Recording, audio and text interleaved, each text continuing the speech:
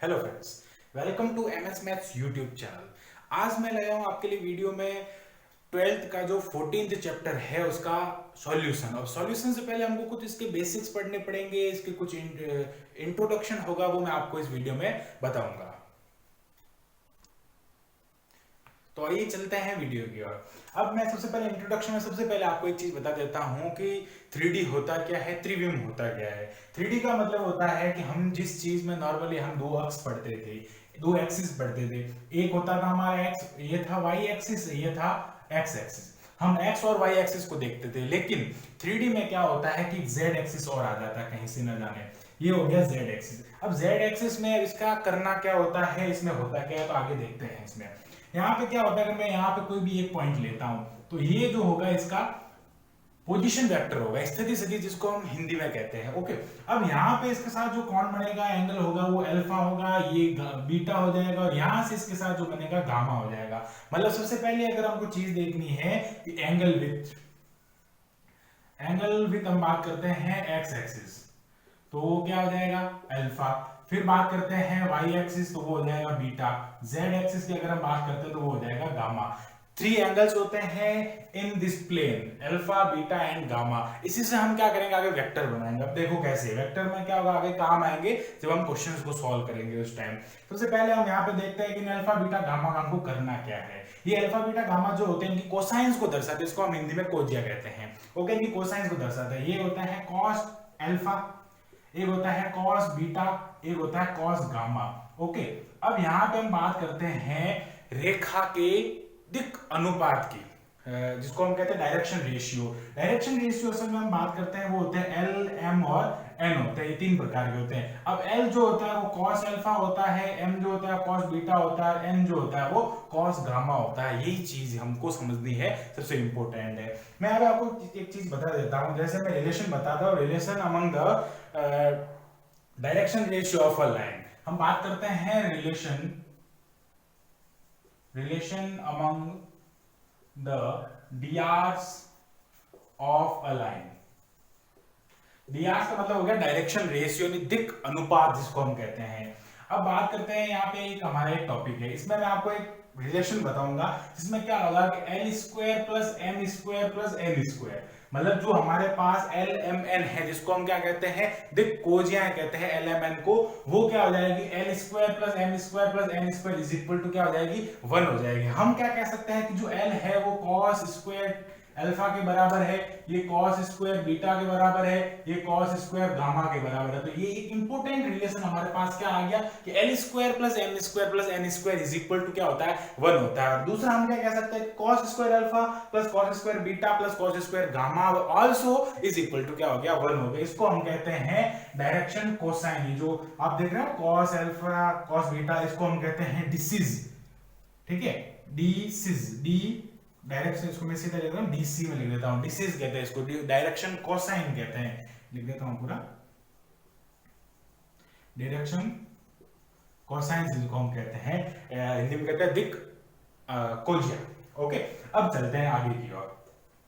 आगे हम इसमें पढ़ेंगे थोड़ा सा कि भाई जो रेखा है हमारे पास, उसमें हमने रिलेशन पढ़ लिया था। अब हम पढ़ेंगे रेखाओं के बारे में कि भाई जो रेखाओं के समीकरण होते हैं। अब एक बात यहाँ पे आपको इंपॉर्टेंट चीज ये देखनी होगी कि यहाँ पे जो भी रेखा होगी उसके दो फॉर्म्स होंगे।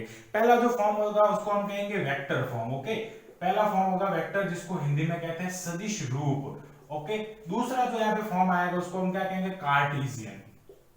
पढ़ा होगा आपने कार्टेशियन, जिसको हिंदी में कहते हैं कार्तीय रूप। Cartesian form and vector form, all the lines have two forms, all the lines have two forms, one is vector and one is cartesian form। इसमें सबसे इंपॉर्टेंट चीज है 3D में जो भी रेखा होगी, जो भी प्लान होगा, उसकी जो इक्वेशन होगी वो हमेशा या तो वेक्टर में होगी या फिर कार्तीय में यानी कार्टेशियन फॉर्म में होगी। दो फॉर्म फिक्स होती है इसमें। ठीक है, अब मैं बताता हूं सबसे पहला जो हमारा यहाँ से इंपॉर्टेंट टॉपिक जो शुरू होता है वो है कि equation of a line through given a point and parallel to a line. मतलब जो रेखा हमको दी गई है, वो जो एक बिंदु हमको गिवन है और दूसरा जो एक वेक्टर है वो हमारे पास पैरेलल है, उन दोनों से जो एक लाइन बनेगी उसको जो इक्वेशन है उसको हम वेक्टर फॉर्म में कार्टेशियन फॉर्म में फाइंड करेंगे। सो गाइस सबसे पहले हम देखते हैं कि सबसे पहला वेक्टर फॉर्म आता है। वेक्टर फॉर्म के लिए इसका जो फॉर्मूला होगा, हम किसके लिए बात कर रहे हैं, equation of a line. Equation of a line passes through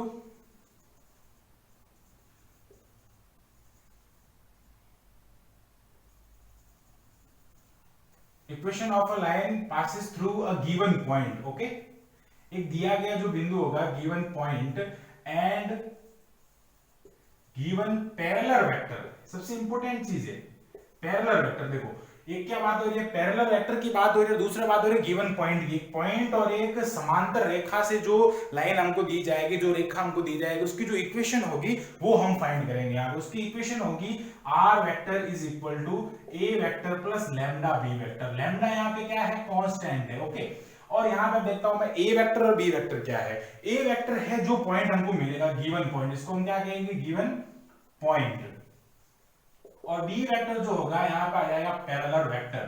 given जो पैरेलल वेक्टर मिलेगा वो हो जाएगा। सबसे पहला हमने देखा यहाँ पे ये कौन सी फॉर्म थी, पैरेलल वेक्टर फॉर्म थी। ये बी वेक्टर जो है यहाँ पे पैरेलल वेक्टर है, और ए वेक्टर जो है वो गिवन पॉइंट्स है, उसका हमने क्या बनाया, वेक्टर फॉर्म बनाई है। ये थी इसकी ए पॉइंट। अब बात करते हैं बी पॉइंट में, हम क्या बात करेंगे, कार्टेशियन।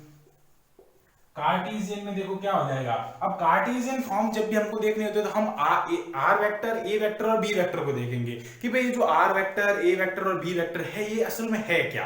तो हम इनको अगर हम ध्यान से देखते हैं तो आर वेक्टर जो होता है इसको हम कहते हैं x1 i cap plus y1 j x i cap plus y j cap plus z k cap. Okay, और ए वेक्टर जो है ना वो है x1 i cap plus x2 j cap plus z2 k cap. ऐसा ऐसा बी वेक्टर भी हो जाएगा x और y z, इन तीनों के अगर फॉर्म में अगर हम बात करेंगे। ए वेक्टर जो है यहाँ पे उसको हम ऐसे भी ले सकते हैं a1 vector plus a2 b2। तो इसमें हम देखेंगे कि जो पैरेलल वेक्टर है, पैरेलल वेक्टर यानी बी वेक्टर है, वो असल में क्या होता है, डीआरस होता है। उसके जो कोऑर्डिनेट होंगे ना वो होंगे डीआरस, यानी जिसको हम कहेंगे डायरेक्शन रेशियो, डीआरस कहते हैं इंग्लिश में, शॉर्ट फॉर्म में डीआरस कहेंगे उसको। बी वेक्टर और ये हो जाएगा ए वेक्टर। तो कार्टेशियन फॉर्म का अगर हमको फॉर्मूला अगर देखना है तो वो हो जाएगा x minus x1 upon a is equal to y minus y1 upon b is equal to z minus z1 upon c। अब देखो यहाँ पे x1 y1 और z1 z1 क्या है, ये चीज हमको अगर ढंग से देखते हैं, यहाँ पे x1 जो होगा वो a के कोऑर्डिनेट होंगे। जो a के कोऑर्डिनेट है वो होगा x1 y1 z1। b के कोऑर्डिनेट है a1 b1 और c1। a1 b1 c1 को हम क्या कहते हैं, यहाँ पे drs कहते हैं। सबसे इंपॉर्टेंट चीज है ये आएगा हमारे जो 14.2 है उसमें जो क्वेश्चंस है वो इसी पे हम काम करेंगे। 14.1 है उसमें इस वाले जो ये जो कंटेंट है इस पे आधारित होगा, इस पे बेस्ड है। और जो 14.2 अगर हम बात करेंगे उसमें यहां से शुरू होगा, ये है 14.2 के लिए इंपॉर्टेंट चीज। ठीक है, अब चलते हैं आगे की ओर। अब देखो अभी हमने पढ़ा कि दो बिंदुओं से जाने वाली रेखा का एक बिंदु से जाने वाली रेखा का समीकरण, मतलब equation of a line through a point and parallel one vector. अब हम बात करेंगे गोज टू टू पॉइंट। दो बिंदुओं से अगर हम जो रेखा जाएगी, जो लाइन जाएगी, जो पास होगी, उसके बारे में अगर हम बात करते हैं, उसकी इक्वेशन की बात करते हैं, तो सेकंड टॉपिक हमारे यहाँ हो जाएगा equation of the line passes from given two point. Okay, ये सबसे इंपॉर्टेंट होगा। गिवन क्या होगा, 2 पॉइंट्स की अगर हम बात करेंगे। फिर हम बात करेंगे and given a parallel vector. ठीक है, तो उसमें क्या होगा, इसका जो वेक्टर फॉर्म हम देखेंगे, वेक्टर फॉर्म में क्या हो जाएगा, R vector is equal to A vector plus lambda B vector minus A vector. Equation क्या हो जाएगी वेक्टर फॉर्म में, R vector is equal to A vector plus lambda B vector minus क्या हो जाएगा, ए वेक्टर होगा। और इसके अगर हम कार्टेशियन फॉर्म में देखें, कार्टेशियन में अगर हम इसका देखेंगे तो x माइनस x1 अपॉन क्या हो जाएगा x2 minus x1 is equal to यहाँ हो जाएगा y minus y1 is equal to x2 sorry y2 minus y1 और लास्ट में हो जाएगा z minus z1 is equal to z2 minus z1। Okay, और आगे हम बात करें, आगे हमारी कांस्टेंट आ जाएगा जिसको हम लैम्डा अगर हम इसमें यूज कर रहे हैं तो यहाँ पे वेक्टर और इसके हम कार्टेशियन फॉर्म पढ़ रहे हैं जो दो बिंदुओं से अगर जो रेखा जा रही है उसके बारे में। अब मैं बात करता हूं आगे की ओर, थोड़ा आगे चलते हैं। आगे चलेंगे तो हमारे यहाँ पे टॉपिक आएगा इंटरसेक्शन का। एक काम करते हैं, इंटरसेक्शन से पहले जो टॉपिक है वो एक बार उसके बारे में हम चर्चा करेंगे। अब यहाँ पे बात करते हैं एंगल की। हमने दो रेखाएं पढ़ ली है, दो लाइंस पढ़ ली है। दो लाइंस में क्या था, एक लाइन थी जो एक पॉइंट से जा रही है, जो सेकंड लाइन थी वो दो पॉइंट से जा रही है, मतलब हमको हमारे पास जो गिवन पॉइंट है वो दो है, ठीक है, ए बी और आर के बारे में मैंने आपको पहले बता दिया है। अब हम यहाँ बात करेंगे एंगल्स के बारे में, बिटवीन हम बात करेंगे एंगल बिटवीन टू लाइंस।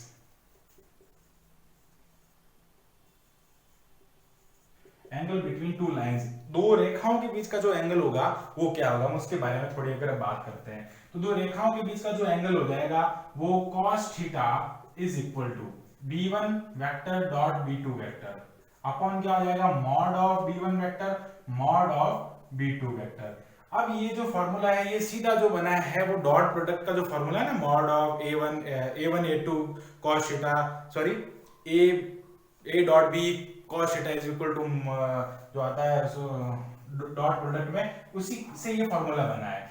क्या है, cos theta is equal to b1 dot b2 upon mod of b1 and mod of b2। सबसे इंपॉर्टेंट फॉर्मूला, क्योंकि जब हम 14.3 करेंगे ना उसमें हमारा ये जो है फॉर्मूला यूज होगा। अब बात करते हैं, अगर ये सब होता है जो वेक्टर फॉर्म में होता है, ये मैंने आपको पहले बताया था, इस जो चैप्टर में ना हर चीज जो होगी वो दो फॉर्म में होगी, क्योंकि वेक्टर फॉर्म में है, दूसरी होगी कार्टेशियन फॉर्म में। तो ये जो फॉर्मूला है वो किसके लिए है, वेक्टर फॉर्म के लिए है। अब हम बात करेंगे दूसरा किसके लिए, कार्टेशियन के लिए। कार्टेशियन के लिए क्या होगा, देखो वेक्टर फॉर्म के लिए तो इस प्रकार का क्या होगा इक्वेशन हमको गिवन होगा। इसकी बात करेंगे आगे, पहले हम इसमें देख रहे हैं, दोनों में ये चीज काम आएगी। और इसमें अगर हम बात करें मतलब कार्टेशियन फॉर्म में जो एक पॉइंट से जाने वाली रेखा है उसके अगर हम कार्टेशियन फॉर्म की अगर बात करते हैं तो उसका जो फॉर्मूला हो जाएगा कार्टेशियन फॉर्म में cos theta is equal to, इसका फॉर्मूला क्या हो जाएगा, हमारे पास आ जाएगा इसका फॉर्मूला a1 a2।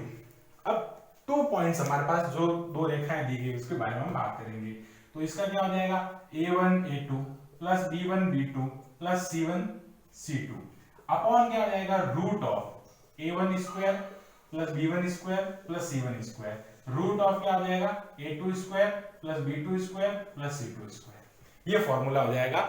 जब दो रेखाएं दी हुई होगी तो दो बी होंगे उसमें, दोनों बी से क्या हो जाएगा b1 b2, ये क्या आ जाएगा mod of b1 mod of b2। फिर क्या आ जाएगा cos theta is equal to a1 a2 plus b1 b2 plus c1 c2 root of a1 square plus b1 square plus c1 square and root of a2 square plus b2 square plus c2 square. Important, दोनों important formula है, ठीक है। ये क्या हो जाएंगे जब दो रेखाएं होगी। अब चलते हैं आगे की ओर, यहाँ पे मैं कुछ कंडीशन बताता हूँ आपको। कंडीशन क्या होगी, सबसे पहला कंडीशन में क्या हो जाएगा लंबवत की शर्त। लंबवत की शर्त में अगर हम देखते हैं कि cos थीटा 0 कब होगा, जब इन दोनों का डॉट प्रोडक्ट क्या होगा b1 vector dot b2 vector है वो 0 हो जाए। तो ये पहली होगी कंडीशन कि अगर वेक्टर फॉर्म के कंडीशन की बात करें तो क्या हो जाएगा b1 डॉट b2 अगर 0 होगा तो वो परपेंडिकुलर होगा। और कार्टेशियन फॉर्म की अगर हम बात करें कि ये जो पूरा पार्ट है ये पूरा 0 कब होगा cos थीटा में, तो हो जाएगा a1 a2 plus b1 b2 plus c1 c2 is equal to 0 होगा ना, तो ये पूरा पार्ट क्या हो जाएगा 0 हो जाएगा।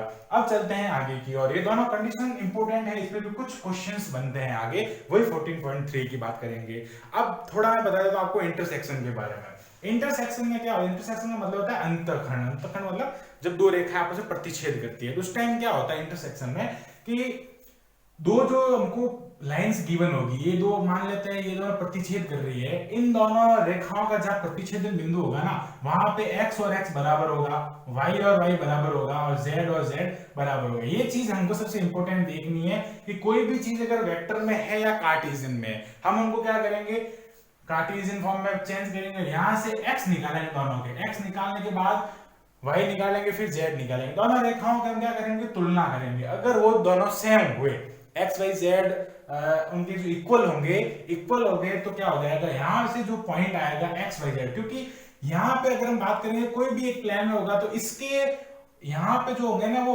दोनों रेखाओं के जो कोऑर्डिनेट होंगे वो सेम होंगे कोऑर्डिनेट, इसीलिए मैं यहाँ पे बात कर रहा हूँ कि x के बराबर होगा, y के बराबर होगा और z के बराबर होगा। ओके, तो ये हो गया हमारा इंटरसेक्शन का थोड़ा सा बेसिक नॉलेज मैंने आपको यहाँ दिया, बाकी तो हम जब एक्सरसाइज में पढ़ेंगे उस टाइम में आपको बता दूंगा। अब मैं बात कर रहा हूँ थोड़ा आगे की ओर। आगे यहाँ पे क्या हो जाएगा कि डिस्टेंस के बारे में हम बात करेंगे। डिस्टेंस मतलब हो गया दूरी, इसके बीच की जो दूरी हो जाएगी डिस्टेंस की, अगर हम बात करते हैं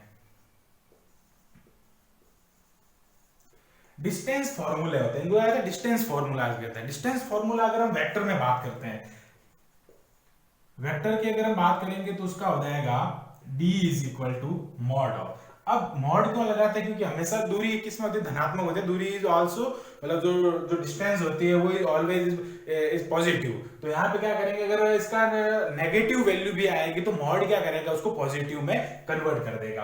तो यहाँ पे हम बात करेंगे इसकी, तो ये हो जाएगा a2 माइनस a1, जो वेक्टर दिए हुए होंगे रेखा में a2 माइनस a1 और b1 क्रॉस b2 अपॉन में आ जाएगा mod of b1 cross b2। ठीक है, ये हो जाएगा फॉर्मूला। और यही अगर हम देखते हैं कार्टेशियन में तो वो क्या हो जाएगा, d is equal to, Cartesian में थोड़ा फॉर्मूला थोड़ा ट्रिकी है और फॉर्मूला को आप याद मत कीजिए कार्टेशियन फॉर्मूले को, इसको सिर्फ समझिए। अब कैसे समझना मैं बता देता हूं आपको। यहाँ हो जाएगा x2 minus x1, y2 minus y1, z2 minus z1। यहाँ हो जाएगा a1 a2 b1 b2 c1 c2 upon में क्या आ जाएगा इसके रूट ऑफ, यहां से थोड़ा इंपोर्टेंट है। अब थोड़ा इंपोर्टेंट क्यों है उसको मैं एक बार बता देता हूं आपको। इंपोर्टेंट इसलिए है कि यहां से क्या होगा, इसको अगर हम देखते हैं डिटरमिनेंट जैसे खोलते हैं सारणी जो डिटरमिनेंट जो ओपन करते हैं वो उसी का मेथड है। तो यहां से देखेंगे तो एक बार जब भी खोलेंगे तो ये होगा, तो यहां से होगा b1 c2 माइनस क्या हो जाएगा b2 c1 का होल स्क्वायर, फिर हो जाएगा प्लस। अब डिटरमिनेंट में ये वाला फॉर्म आएगा तो a1 c2 माइनस क्या हो जाएगा a2 c1 का होल स्क्वायर, फिर लगाएंगे प्लस, ये पूरा अपॉन में है बट्टा में। और यहाँ पर अगर हम देखेंगे आगे डिटरमिनेंट का तो अगला स्टेप होगा a1 b2 माइनस क्या हो जाएगा a2 b1 का होल स्क्वायर, ये हो गया फॉर्मूला।